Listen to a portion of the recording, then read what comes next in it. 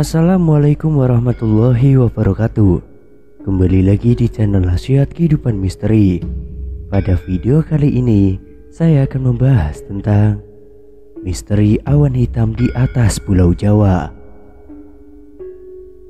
Sejarah awal Pulau Jawa seolah terbungkus oleh misteri karena sama sekali tidak diketahui keberadaannya oleh dunia sampai pulau ini dikunjungi oleh para peziarah dari Cina, yakni Fahian pada tahun 412 Masehi.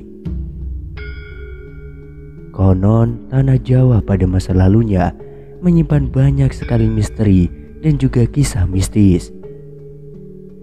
Berdasarkan buku Sejarah Gaib Tanah Jawa karangan C.W. Leadbeater cetakan 1 Maret tahun 2015, disebutkan pada 2000 tahun sebelum Masehi Pulau Jawa sudah menjadi koloni bangsa Atlantis. Tapi saat Atlantis hancur, Jawa menjadi negeri yang terpisah di saat masih dikuasai oleh bangsa Atlantis. Dari sinilah ajaran gaib dan juga sesat mulai diajarkan kepada penduduk yang tinggal di tanah Jawa ini. Sehingga pengaruh aliran sesat itu kemudian semakin menguat dan merusak kehidupan yang ada pada masa itu.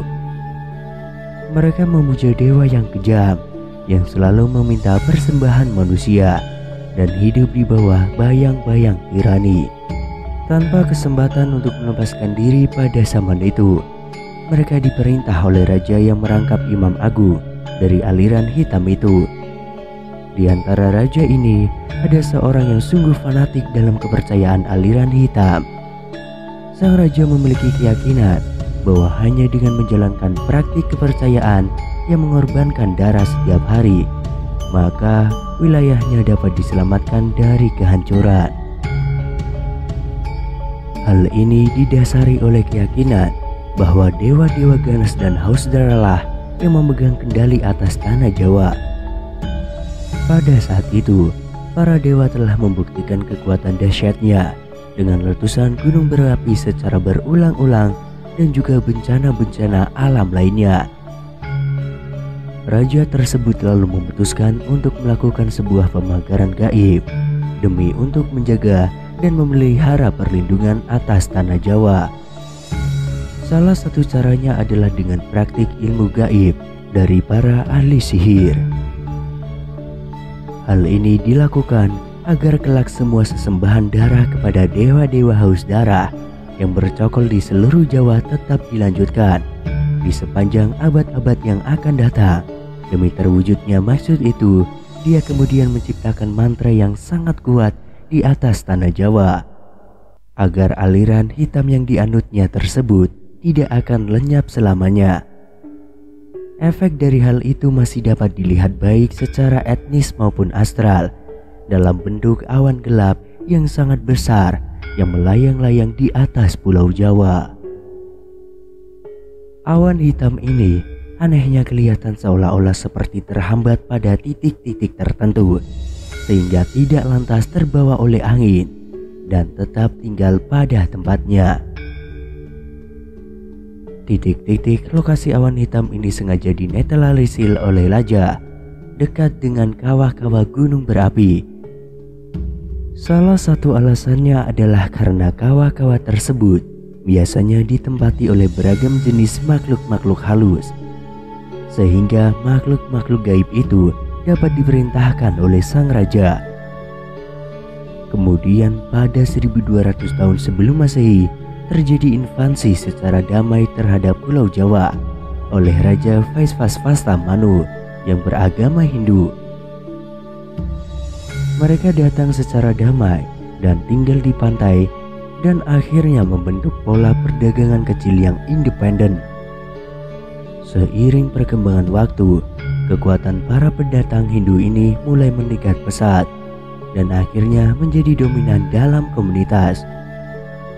Akan tetapi, walaupun agama Hindu telah diterima oleh penduduk, namun dalam kenyataannya pemujaan lama terhadap ajaran sesat tetap dilaksanakan dan praktik ilmu gaib malah semakin menjamur. Melihat kondisi tersebut, Raja Vaisvasvata Manu yang berkuasa pada saat itu meminta untuk mengirimkan ekspedisi ke Tanah Jawa pada tahun 78 Masehi. Ekspedisi ini dilakukan untuk menangkal pengaruh buruk dari aliran sesat yang sudah membumi di Tanah Jawa tersebut. Pimpinan ekspedisi ini dipimpin oleh ahli spiritual yang bernama Aji Saka atau Sakaji. Aji Saka ini sangat memahami tugas yang diembannya.